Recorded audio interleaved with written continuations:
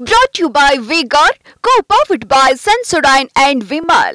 ಬಾಯಲ್ಲಿ ಹೇಳಿ ಕೇಸರಿ. Associate sponsor Ultratech Cement. Co-sponsored by Saptagiri NPS University. 4,26,001 ಮತಗಳು ಜಗದೀಶ್ ಶೆಟ್ಟರ್ ಅವರಿಗೆ ರೆಹಮಾನ್. ಕಾಂಗ್ರೆಸ್ ಅಭ್ಯರ್ಥಿ ಮೃಣಾಲ್ಗೆ 3,37,313 ಮತಗಳು. ನನಗೆ ಬಹಳ ಆಶ್ಚರ್ಯ ಆಗೋದು ಏನು ಅಂದ್ರೆ ಎಷ್ಟೇ ಮತಗಳು ಬರಲಿ ಹೀನಾಯ ಸೋಲ್ ಕಾಣ್ಲಿ ಕುತ್ಕೊಂಡಿರ್ಬೇಕ್ರಿ ಕಾಂಗ್ರೆಸ್ಸಿನ ಅಭ್ಯರ್ಥಿಯಲ್ಲಿ ಬಿಟ್ಟು ಹೋಗೋದಲ್ಲ ಕುತ್ಕೊಂಡಿರ್ಬೇಕು. ನೀವೇನು ಪತ್ರ ರವಾನಿಸಿರಿ ಏನು ಬಂತು ಸರ್? ನೀವೇನು ಪತ್ರ ರವಾನಿಸಿ ಏನು ಬಂತ ಹೇಳಿ ಅಲ್ಲೇ ಇರಬೇಕು, ಠಿಕಾಣಿ ಹೂಡಿರಬೇಕು, ಕೊನೆ ತನಕ ಅಲ್ಲೇ ಇರಬೇಕು. ಏನು ದೊಡ್ಡೋದ್ರೆ ಏನು ಅರ್ಥ ಇದು? ಸಣ್ಣ ವಯಸ್ಸಿಗೆ ಒಂದು ರಾಜಕೀಯ ರಂಗಕ್ಕೆ ಕಾಲಿಟ್ಟಿದ್ದಾರೆ ಮೃಣಾಲ್ ಅವರು. ಕೂತ್ಕೋಬೇಕಿತ್ತು, ಕಡೆಯವರೆಗೂ ಕೂತ್ಕೋಬೇಕಾಗಿತ್ತು. ಮತ್ತು ಯಾವ್ಯಾವೆಲ್ಲ ಬೂತ್ಗಳಲ್ಲಿ ಅವರಿಗೆ ಅನುಮಾನ ಇದೆ ಅದೆಲ್ಲದನ್ನು ಕೂಡ ಚೆಕ್ ಮಾಡಿಸೋದಕ್ಕೋಸ್ಕರ ಇದು ತಗೊಳ್ಳೋಣ. ಇದು ಇನ್ವರ್ಟರ್ ಎಸಿ. ನೀವು ಗ್ಯಾಮ್ಲರ್ ಅಲ್ವಾ? ಗ್ಯಾಮ್ಲರ್ ಜೂಜಾಡ್ತಿರಲ್ವಾ? ನೀವು ಜೂಜಾಡ್ತೀರಾ? ಇಲ್ಲ, ಯಾರು ಏನು ಹೇಳಿದ್ರು ಅಂತ ನೀನು ಎಷ್ಟು ಕಾಸ್ಟ್ಲಿ ಹಾಗೂ ಡೆಲಿಕೇಟ್ ಎಸಿ ತಗೊಂಡು ಸ್ಟೆಬಿಲೈಸರ್ ತಗೊಳ್ಳಿಲ್ಲ ಅಂದ್ರೆ ಇದು ಜೂಜಾಟ ತಾನೇ. ಒಂದೇ ಫ್ಲಕ್ಚುಯೇಷನ್ ಗೆ ನಿಮ್ಮ ಇನ್ವರ್ಟರ್ ಎಸಿಯ ಪಾರ್ಟ್ಸ್ ಡ್ಯಾಮೇಜ್ ಆಗಬಹುದು. ಅದನ್ನು ವಿ-ಗಾರ್ಡ್ ಉಪಯೋಗಿಸಿ ಸುರಕ್ಷಿತವಾಗಿರಿಸಿ. V Guard, India's number 1 stabiliser. ಪಟ್ಟು ಹಿಡಿಬೇಕಾಗಿತ್ತು.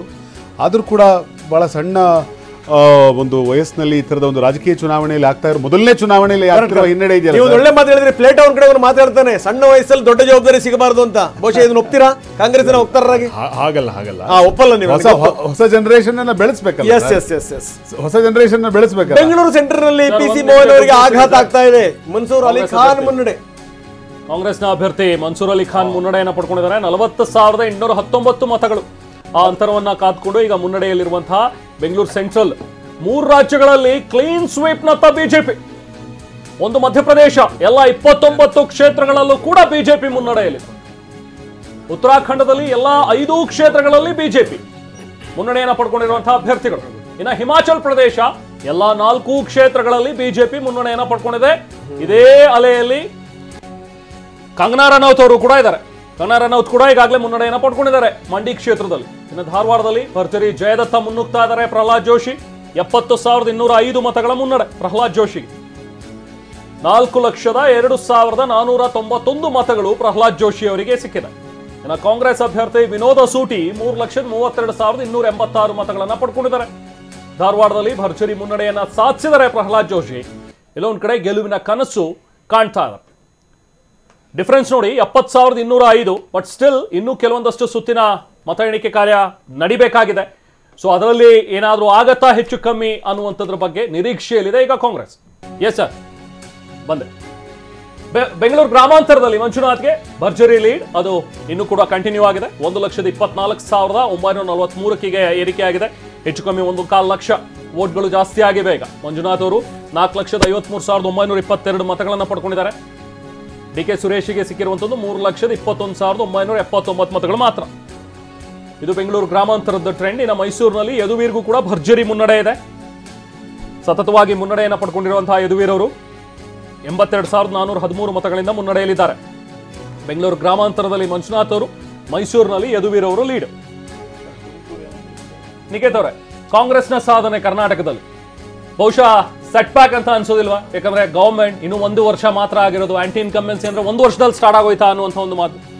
ಎಲ್ಲೋ ಜನ ಕರ್ನಾಟಕಕ್ಕೆ ಬೇಕು ಬಟ್ ಸೆಂಟ್ರಲಿಗೆ ಬೇಡ ಅನ್ನೋ ರೀತಿಯಲ್ಲಿ ಉತ್ತರ ಕೊಟ್ಟಿದಾರ ಅಂತ ಹೇಳಿ. ಇಲ್ಲ ಸರ್, ಹಾಗಲ್ಲ. ಈಗ ನಾವು 1999ರಿಂದ ಇವತ್ತಿನವರೆಗೂ ಕೂಡ ಕರ್ನಾಟಕದ ಮತದಾರರು ಎಲ್ಲೋ ಒಂದ್ ಕಡೆ ನ್ಯಾಷನಲ್ ಚುನಾವಣೆಗಳು ನಡಿಬೇಕಾದಂಥ ಸಂದರ್ಭದಲ್ಲಿ, ವಿಧಾನಸಭೆ ಚುನಾವಣೆಯಲ್ಲಿ ಕಾಂಗ್ರೆಸ್ಸಿನ ಪರವಾಗಿ ಓಟ್ ಹಾಕಿದ್ದಂಥ ಸಂದರ್ಭದಲ್ಲಿ, ನಮ್ಮದೇ ಸರ್ಕಾರ ಇದ್ದಂಥ ಸಂದರ್ಭದಲ್ಲಿ ಕೂಡ ನ್ಯಾಷನಲ್ ಲೆವೆಲ್ ಎಲೆಕ್ಷನ್ಸ್ ಅಲ್ಲಿ ಒಂದ್ ಸ್ವಲ್ಪ ಅವ್ರು ಆ ಕಡೆಗೆ ವಾಲಿದ್ದನ್ನು ನಾವು ಕಂಡಿದ್ದೇವೆ. ಮತ್ತು ಈ ಬಾರಿ ವಿಶೇಷವಾಗಿ JDS ಮತ್ತು ಬಿಜೆಪಿ ಅವರು ಏನ್ ಜೆಲ್ಲಾಗಿದಾರಲ್ಲ, ಈ ಕಾಂಬಿನೇಷನ್ ಅವರಿಗೆ ಪಾಸಿಟಿವ್ ಆಗಿದೆ. ನಾವು ಮತ್ತು ನಿಖೇತ್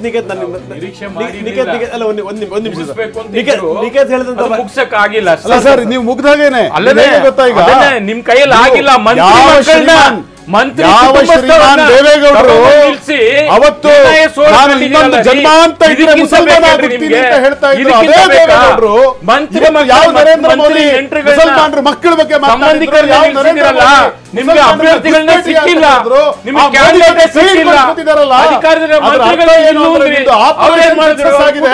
ಆದ್ರೆ ಪೇಷಂಟ್ ಡೈಡ್ ಆಗಿದೆ ನಿಮ್ದು.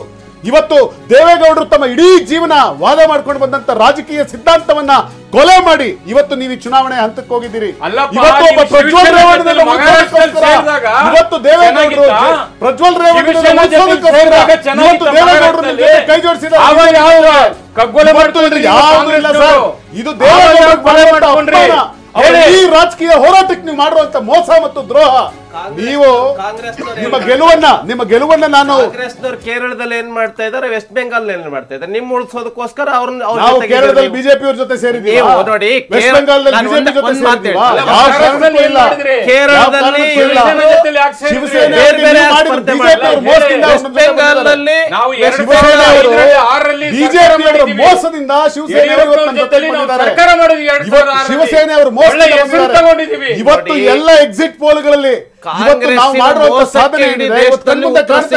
ಈಗೇನೋ ಸ್ವಲ್ಪ ಉಸಿರಾಟ ಮಾಡ್ತಾ ಇದ್ರಿ. ಇಡೀ ದೇಶಕ್ಕೆ ನೀವು ಮಾಡಿರೋ ಮೋಸಕ್ಕೆ ಉತ್ತರ ಕೊಟ್ಟ ಕ್ಲಿಯರ್ ಮಾಡಿ ದೇಶದ ಜನಗಳ ಮುಂದೆ RSS ಸರಿಯಾಗಿ ಕೆಲಸ ಮಾಡಿಲ್ಲ, ಮೋದಿ ಸೋಲ್ಸ್ಬೇಕು ಅಂತ ಹೇಳಿ RSS ಯೋಚನೆ ಮಾಡಿದೆ ಬಹಳಷ್ಟು ಕಡೆಗಳಲ್ಲಿ ಚರ್ಚೆ ನಡೆದಿತ್ತು. ಮತ್ತೊಂದು ಇದೇ ಆರ್ಗನೈಸರ್ ಪತ್ರಿಕೆಯೊಳಗಡೆ ಮೋದಿ ಮುಖ ಇಟ್ಕೊಂಡು ಚುನಾವಣೆ ಗೆಲ್ಲಲ್ಲ ಅಂತ ಹೇಳಿ RSS ಬರ್ದಿತ್ತು, ಆರ್ಟಿಕಲ್ ಬರ್ದಿತ್ತು, ಮೋದಿ ಮುಖ ಇಟ್ಕೊಂಡು ಚುನಾವಣೆ ಗೆಲ್ಲಕ್ಕಾಗಲ್ಲ ಅಂತ. ಇವತ್ತು 250 ದಾಟಕ್ಕಾಗಿಲ್ಲ ಬಿಜೆಪಿ. 400ವರೆಗೂ ಎಕ್ಸಿಟ್ ಪೋಲ್ ತೋರಿಸಿದ್ರಿ, 250 ದಾಟ್ತಾ ಇಲ್ಲ. ನಾನು ಹೇಳ್ತಾ ಇದ್ದೇನೆ, ಇವತ್ತು ಈ ಸ್ಥಿತಿ ಬಿಜೆಪಿ ಬರೋದಕ್ಕೆ ಯೋಗಿ ಆದಿತ್ಯನಾಥ್ ಸಮಾಜವಾದಿ ಪಾರ್ಟಿಯವರಿಗೆ ಸಪೋರ್ಟ್ ಮಾಡಿದಾರ ಅಂತ ನನ್ಗೆ ಅನಿಸ್ತಾ ಇದೆ. ಯಾಕೆಂದ್ರೆ ಇವತ್ತು ರಾಮ ಅಯೋಧ್ಯೆಗೆ ಬಂದ, ಯುಪಿಯಲ್ಲಿ ಬಿಜೆಪಿ ಅವ್ರನ್ನ ಒದ್ದು ಓಡಿಸ್ತಾ ಇದ್ದಾನೆ. ಅಯೋಧ್ಯೆಗೆ ಬಂದ ರಾಮ ಬಿಜೆಪಿ ಇವತ್ತು ತಕ್ಕ ಉತ್ತರವನ್ನು ಕೊಡ್ತಾ ಇದ್ದಾನೆ. ಯುಪಿಯಲ್ಲಿ ಬಂದು ಕುಳಿತಿರುವಂತಹ ರಾಮ, ಅಯೋಧ್ಯೆಯಲ್ಲಿ ಕೂತಂತ ರಾಮ, ಅಯೋಧ್ಯ ಶ್ರೀರಾಮ ಇವತ್ತು ನಮ್ಮ ಪರವಾಗಿ ನಮ್ಮ ಮುಖ ನೋಡ್ತಾ ಇದ್ದಾನೆ, ನಿಮ್ಮನ್ನ ತಿರಸ್ಕಾರದಿಂದ ನೋಡ್ತಾ ಇದ್ದಾನೆ. Brought to you by V-Guard, co-powered by Sensodyne and Vimal. ಬಾಯಲ್ಲಿ ಹೇಳಿ ಕೇಸರಿ. Associate sponsor Ultratech Cement. Co-sponsored by Saptagiri NPS University.